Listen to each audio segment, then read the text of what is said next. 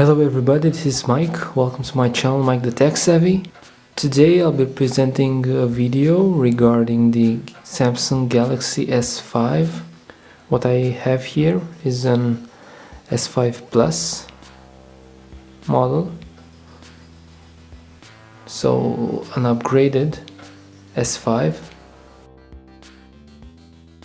It was launched 3 years ago. We're in April right now, so exactly 3 years ago. This S5 Plus model was launched in October, so 6 months after the original S5.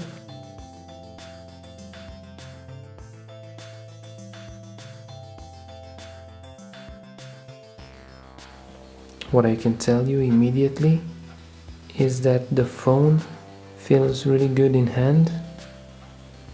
It has a 5.1 inch display, Full HD, Super AMOLED. The case is made out of plastic, the frame as well. The back has a matte finish, which does not attract fingerprints that much. On the front we have Gorilla Glass 3. The CPU is a Snapdragon 805 made by Qualcomm. This means it's a quad-core processor, 2.5 GHz, and the GPU is the Adreno 420. So these are the major upgrades when compared to the standard S5, the CPU and the GPU. It originally came with the Android KitKat 4.4.2. I've upgraded this one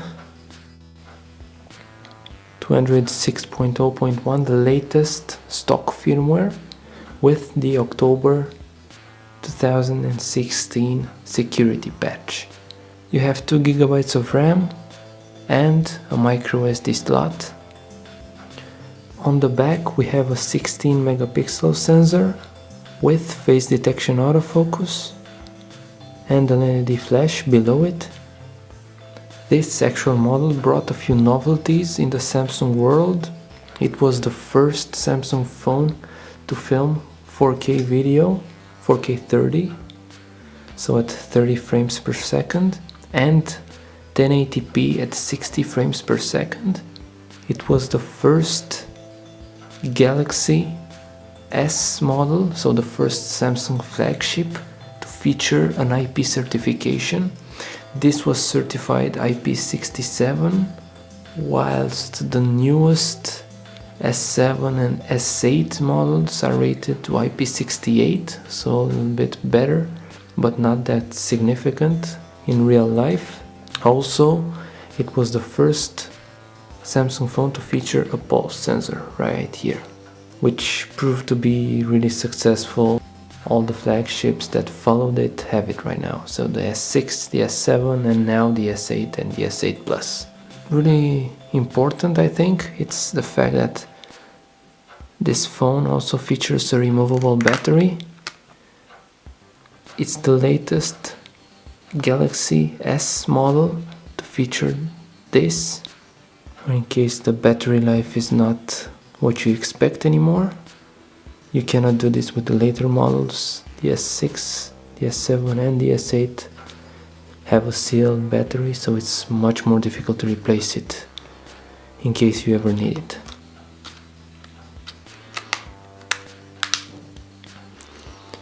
As I said, we have the latest Android 6.0.1. This surely is the latest Android version provided by Samsung. Of course, there already are Lineage OS Nougat builds. If the video proves successful, maybe I'll have a video on that as well. I've done a couple of benchmarks as well. Here is the Antutu. We have a score of 44,229. Not really sure if it's good or not. Yeah, it's below the iPhone 6, for example, the Redmi Note 3, and some other models, but I still think it's a decent score for a phone which is 3 years old. Now going through the next benchmark software, Geekbench. These are the single and the multi-core scores. Single core score 632, so below the Nexus 5, and multi-core score, well, just above the Nexus 6, around the OnePlus 2 score. In compute, we have a score of 3171. This seems a bit too much, I believe, because based on what it's written here, it scores higher than an S7, and I'm not sure this is quite accurate. So the S5 scores right about here at 1263, and this S5 Plus shouldn't score that much more. So it's probably an anomaly or something in the software. What it's important to mention is that I don't believe that these softwares, these synthetic benchmarks, really mean anything in real life. I'd like to mention that these versions that I have installed here are the most recent versions from the Play Store, so you can compare the scores that you've seen previously with your own scores if you'd like. As a general overall feeling, well, it feels like a dated phone, and I'm saying it because the materials are not as premium as the ones used in the latest models. So the frame is also plastic, the back is plastic as well. You have a USB 3.0, something unprecedented for Samsung. Only the Note 3 model had an identical port, but after the S6 and the Note 4 returned to the USB 2.0 port.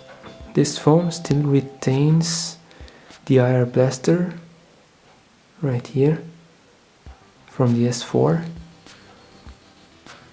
This is a thing which is important to note, because it was kept for only one more iteration for the S6.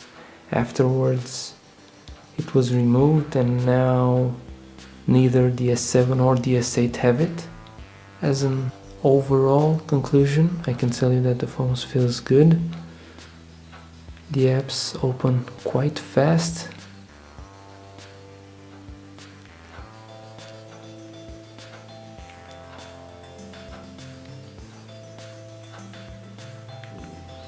As you can see right here.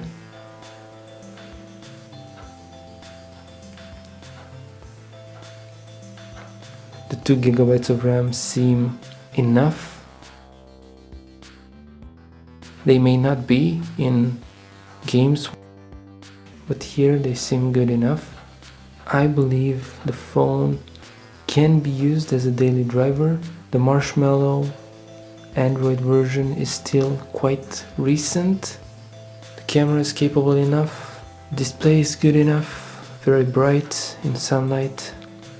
The specs are probably the specs of a mid-ranger right now, but still a bit more in some areas.